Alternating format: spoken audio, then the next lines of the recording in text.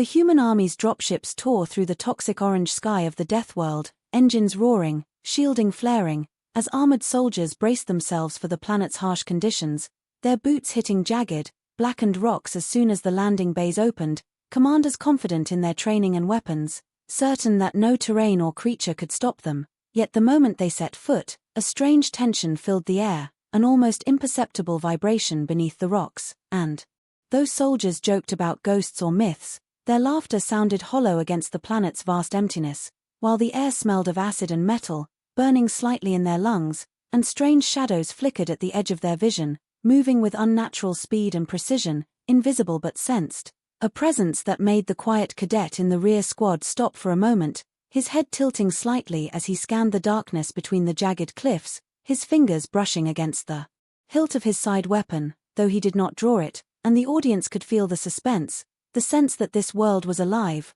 watching, waiting, its strange alien signals crackling faintly through the comms, unnoticed by most but noticed by those who were attentive, and as the army began marching toward the first objective, their boots crunching on the fractured rock, the air vibrating as though the planet itself breathed beneath them, some soldiers joked to calm their nerves, comparing this to training exercises on Earth, yet the quiet cadet noticed the signals on his scanner spiking irregularly, noting the shadows slipping between the crags, and one soldier called out when a rock tumbled seemingly on its own, though no wind or tremor should have caused it, and the tension grew, for the audience understood that something unseen stalked them, waiting for mistakes, waiting for fear, and the commanders, proud and confident, ignored the subtle signs, waving their arms to rally the troops, telling them the planet was dangerous but nothing they could not handle, and the cadets' eyes never left the darkness, calculating, predicting, reading subtle movements that the others dismissed as coincidence,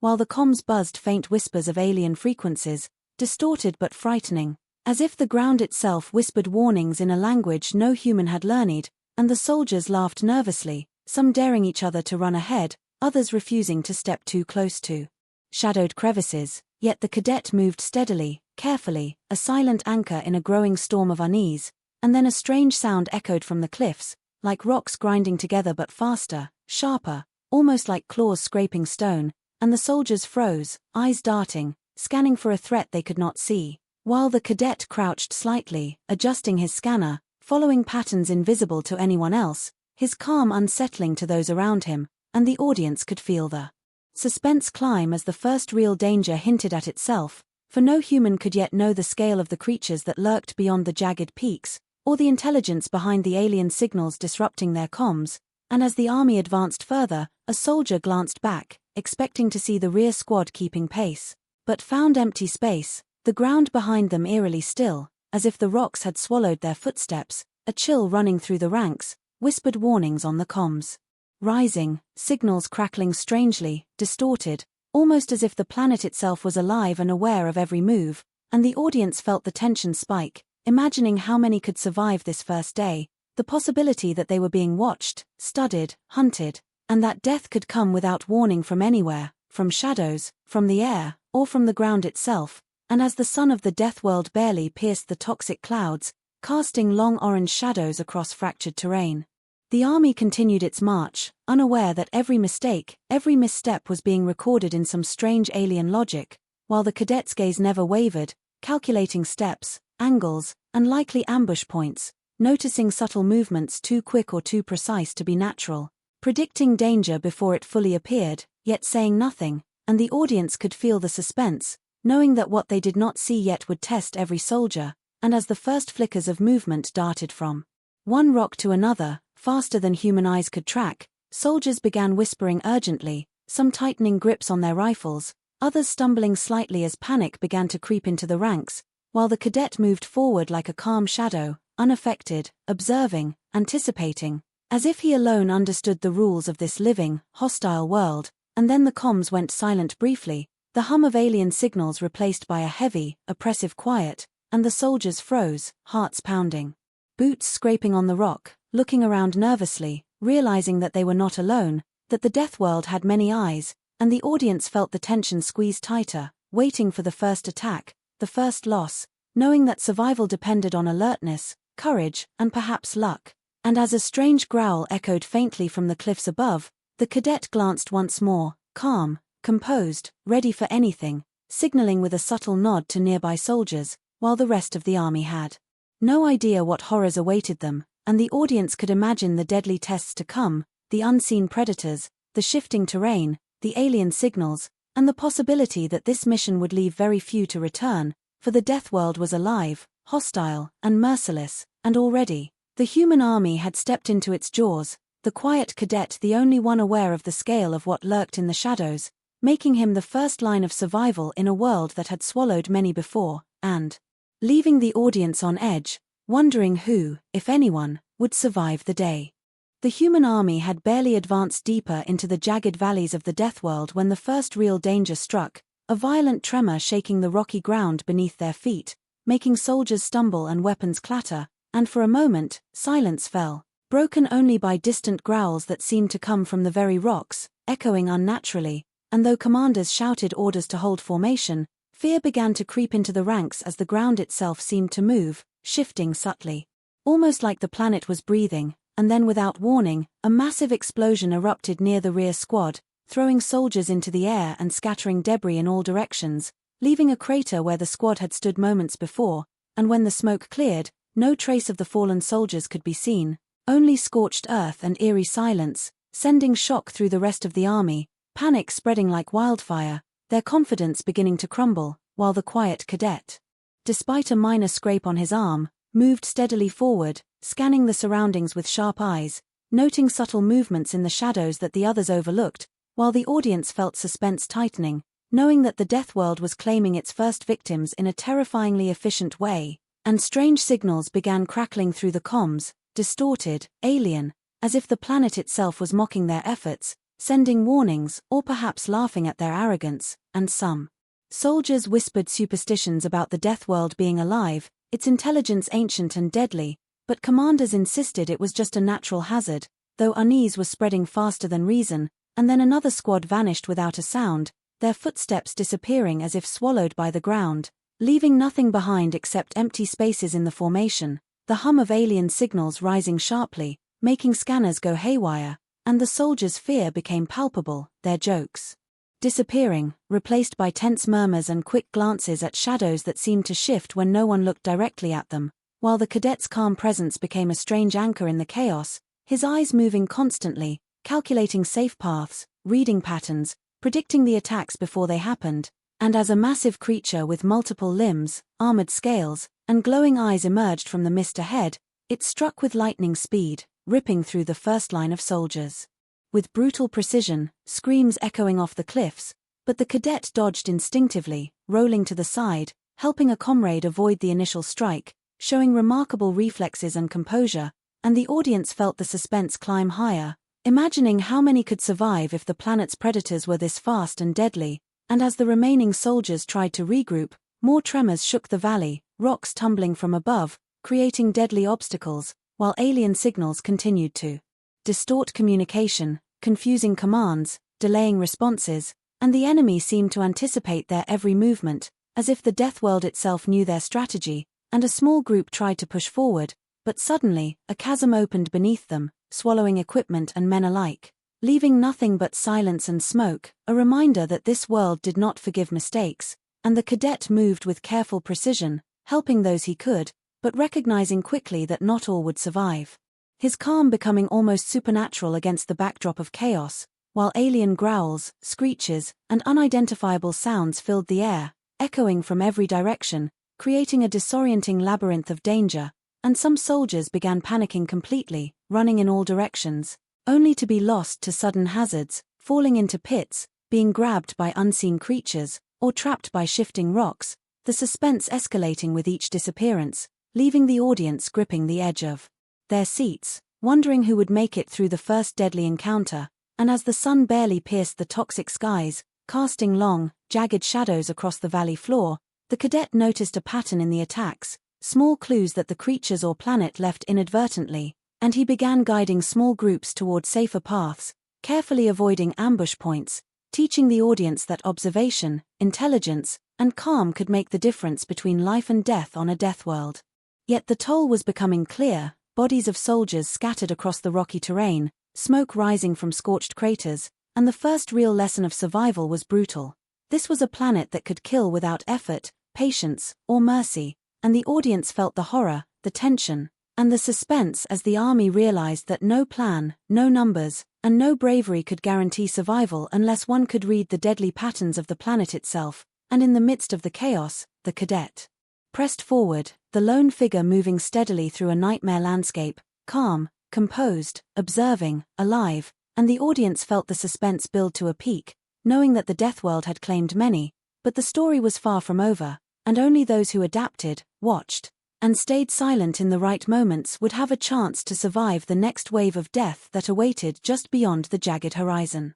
The army had advanced further into the Deathworld, and a thick, grey mist began to roll down from the jagged cliffs, swallowing the soldiers in its cold, damp embrace, reducing visibility to a few meters, making the rocky terrain treacherous and disorienting, and though the commanders tried to maintain order, voices echoed strangely, bouncing off unseen walls, creating confusion, while the alien signals crackled intermittently through the comms, distorting coordinates, making soldiers doubt what they saw and heard, and the audience felt suspense tighten as every step seemed to invite danger, for the mist hid not just the jagged rocks but creatures moving with lethal speed, eyes glowing faintly through the grey haze, claws scraping stone with barely audible clicks, and soldiers began vanishing without warning, one moment shouting to comrades, the next, gone, leaving only a faint ripple in the mist where they had stood, panic spreading as fear became contagious, while the quiet cadet moved cautiously at the rear, scanning the ground, the cliffs, and the mist itself, noticing subtle changes in shadows, vibrations in the rocks, and slight sounds that others ignored, his calm presence creating a strange contrast against the chaos. And the audience could feel tension rising as he realized the creatures were hunting systematically, isolating individuals, using the mist as cover, and the army, now smaller, tried to stick together, yet some soldiers ran ahead blindly, stepping into traps hidden beneath the shifting ground, disappearing with barely a scream, and the alien signals began warping further, confusing the scanners, making it impossible to know exactly where danger lurked, as the cadet noticed an unnatural pattern, recognizing that the planet's predators or intelligence were using the mist to manipulate perception, causing soldiers to lose their sense of direction, and then from the shadows, a creature leaped, massive and sinewy, striking a soldier who had stumbled, tearing through armor, and the screams echoed through the canyon, reverberating in a way that made others freeze in place, the suspense peaking as no one could see what had attacked, only the aftermath, and as the army regrouped, more attacks followed, swift and precise, creatures vanishing into the mist before retaliation could occur, while the cadet moved silently, guiding those he could, avoiding eye contact with the unseen horrors, his calm calculating which paths were safe, which rocks could conceal threats, and which mist patches were deadly, his knowledge instinctive, yet methodical, and the audience felt suspense as he led small groups through the haze, dodging attacks, avoiding pits, and predicting ambush points before they happened, showing human ingenuity against the living dangers of the planet, while soldiers whispered about hallucinations, monsters, and spirits, unsure whether the Deathworld was alive or merely home to alien predators, yet each disappearance made it clear that the environment itself was the enemy, relentless and unforgiving, and one group tried to climb a ridge for better visibility, only to find the rocks crumbling, revealing hidden traps or creatures lying in wait, taking more soldiers, panic surging as hope dwindled, while the cadet noted subtle environmental cues, cracks in rocks, faint echoes, movements in the mist that gave away danger, and quietly directed remaining soldiers to safer ground, emphasizing observation and patience, and the suspense escalated as the mist thickened, swallowing sounds, distorting light, and creating the feeling that the planet itself breathed, shifted, and plotted, leaving humans at a disadvantage, relying only on instinct, calculation, and courage, and suddenly, one of the creatures emerged fully, massive, with glimmering armored scales and multiple limbs, faster than any human could react, and it struck, killing or incapacitating soldiers instantly, yet the cadet, seeing the strike from the side, rolled to avoid it, countering with precise strikes using minimal weapons, saving a soldier in his immediate group, proving that calm, focus, and observation could overcome raw strength, and the audience could feel suspense climb higher, knowing the army was dwindling, and the creatures used the mist, the shadows, and the terrain as extensions of themselves, making survival a test of awareness, courage, and adaptability, and as the survivors moved, they discovered signs of previous missions, shattered armor, skeletal remains, scorched equipment, reminding them that no one had returned from this section of the Deathworld, heightening tension, and the cadet observed it all, noting patterns in the terrain, creatures' behavior, and signals, preparing for the next ambush, his calm almost otherworldly against the backdrop of chaos, while soldiers whispered, prayed, or froze in terror, and the suspense kept the audience on edge, as every corner, shadow, and patch of mist could hide death, every step could be the last, yet the cadet remained the anchor, guiding, analyzing, surviving, and showing that humanity's greatest weapon was not numbers or brute strength, but intelligence, observation, and the ability to stay calm in a world that seemed designed to kill instantly. And as the mist began to thin slightly near the next ridge, the audience felt anticipation for what awaited, knowing the army had suffered great losses, but that the story was far from over, and the cadet's focus suggested that even in a world designed for death, humans could survive, adapt, and continue forward, setting the stage for the next part of the journey into the Deathworld's horrors. The battlefield was silent for a moment after the chaos, smoke curling up from shattered rocks, broken armor, and torn banners of the army that had entered the Deathworld, and only a handful of soldiers remained, their faces pale, their eyes hollow, each breath heavy with the memory of comrades swallowed by shadows, fire, and living storms, while the cadet, blood streaked across his face, still stood with an unnatural calm, scanning the mist as if searching for patterns invisible to the others. And the survivors began to whisper, their disbelief turning into desperate hope, because in every deadly encounter, the cadet had seen something others had missed: timing of attacks, rhythm in the movements of predators, patterns in how the ground itself shifted,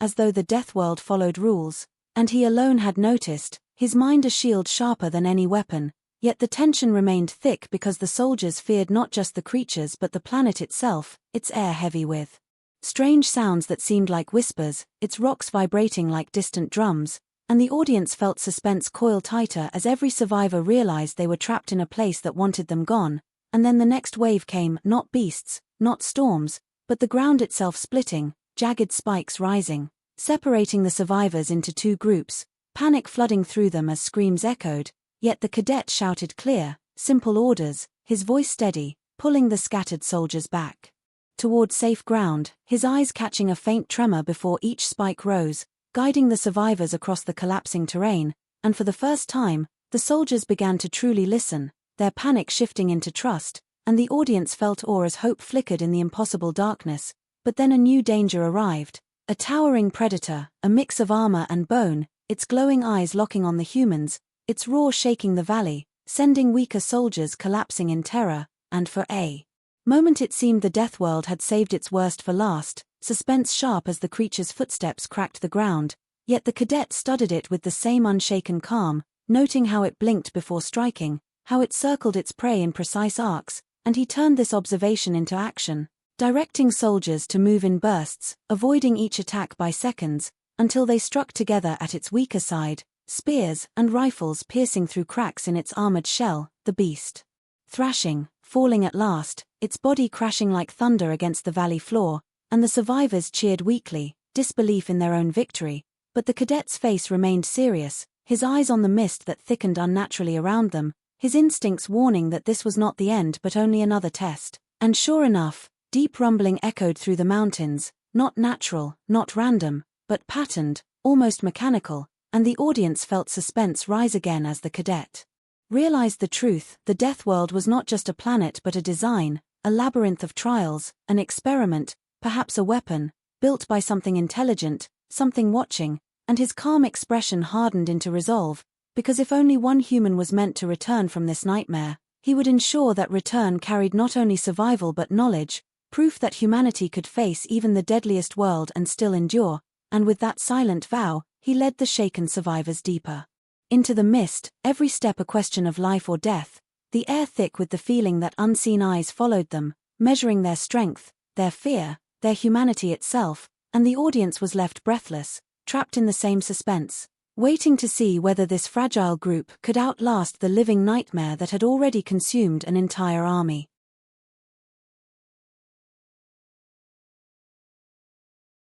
The surviving soldiers stumbled into the ruins of a crumbled alien fortress, jagged towers of black stone and twisted metal looming like silent witnesses to countless deaths, the air thick with dust, smoke, and the faint acrid smell of burning rock. And though the cadet moved steadily forward, alert to every detail, the army around him began to collapse under the weight of fear, exhaustion, and confusion, commanders arguing over what to do next, shouting orders that were lost in the roar of the Deathworld's wind and the strange alien signals crackling through the comms, while soldiers panicked, some running blindly into corridors or venturing onto unstable bridges, and the audience felt suspense tighten as it became clear that survival required more than training. It required awareness, patience, and nerves of steel, traits few possessed in the chaos. And then the first alien scouts appeared, creeping through the broken architecture, half organic, half mechanical, with glowing eyes and weapons that emitted harsh pulses of light and energy, striking quickly at isolated soldiers,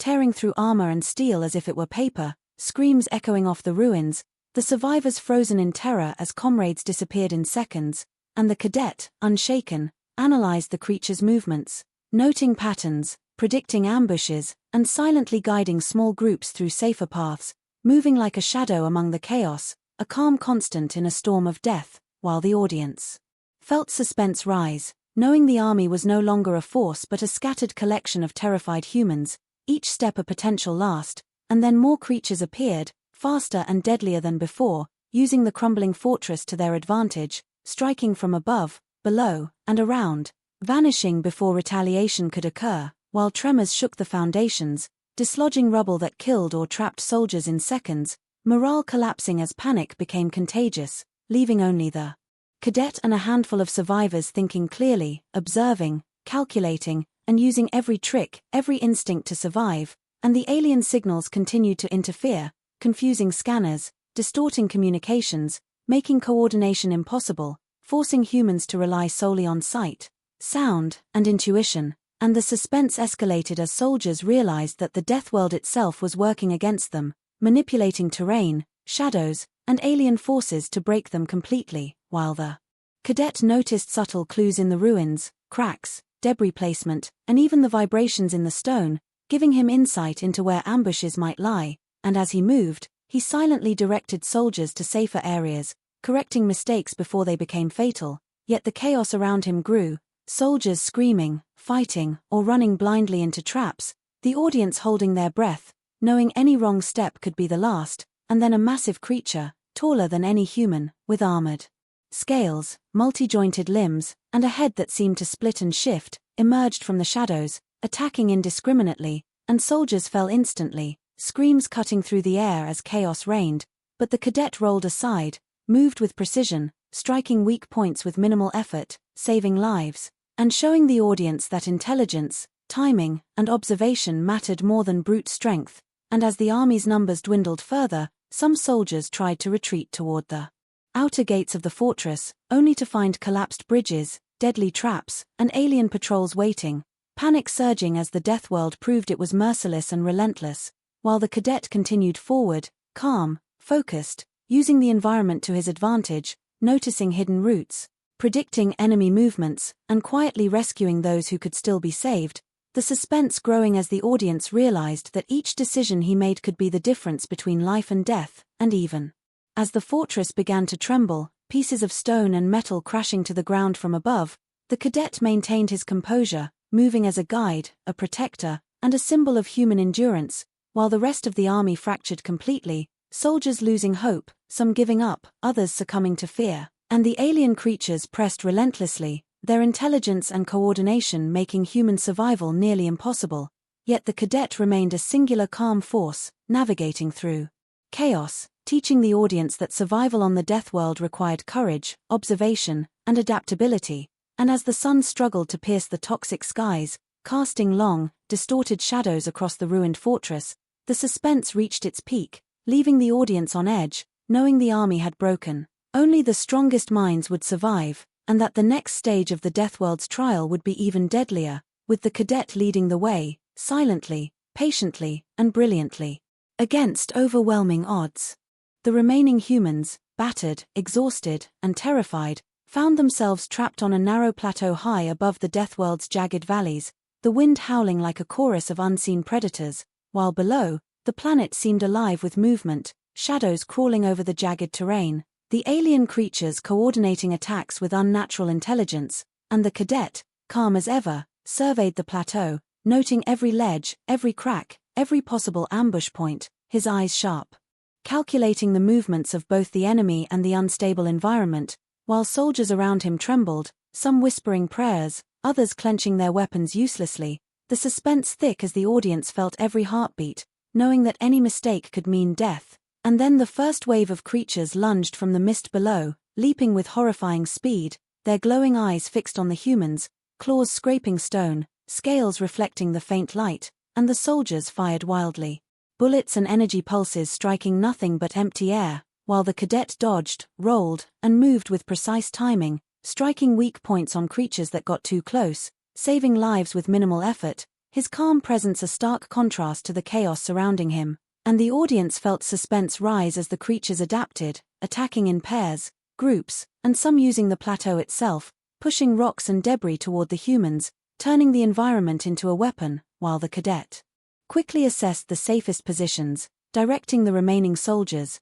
moving swiftly, silently, like a shadow among shadows, predicting ambushes before they happened, and the alien signals crackled, distorted, adding confusion, scrambling communications, making the soldiers rely only on instinct and observation, and then a massive, multi-limbed beast, taller than any previous threat, emerged from the mist, its roar shaking the plateau, sending smaller creatures scattering, its claws striking with deadly force, killing one soldier instantly, sending others stumbling back, panic rising, while the cadet remained calm, calculating distance, trajectory, and timing, using every skill he had learned, and as he moved, he struck weak points in the massive creature, drawing its attention, while guiding the soldiers toward safer ground, the suspense peaking as every action could result in death, and then a sudden tremor cracked the plateau, a section of rock giving way, threatening to send soldiers plunging into the mist below, and the cadet's quick assessment and timely push of a soldier saved a life,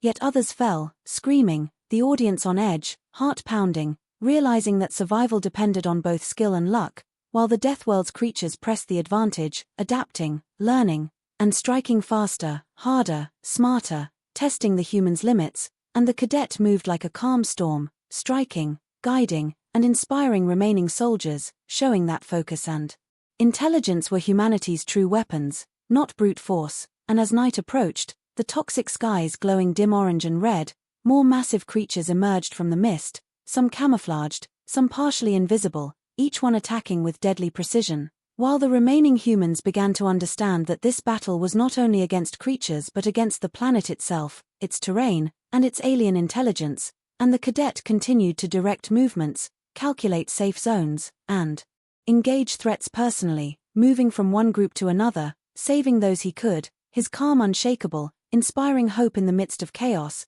and the audience felt suspense rise even higher, every movement of the cadet and soldiers critical, every strike decisive, while behind the scenes, the alien creatures coordinated with almost telepathic efficiency, forcing the humans to adapt or die, and one creature broke through the last line of defense, charging directly toward the cadet, its massive claws tearing stone and sending shards flying, but he anticipated the strike, rolling aside, striking a weak point with a precise hit, and the creature faltered, giving the humans a moment to regroup, the suspense almost unbearable as the audience realized how close death had been, yet the cadet remained a beacon of calm, showing that patience, observation, and intelligence could overcome seemingly insurmountable odds, and as the plateau finally cleared of immediate threats, the remaining humans looked around, bodies scattered, smoke rising, their numbers diminished, but they had survived, and the audience felt relief mixed with awe, knowing that the Deathworld had tested them to the very edge,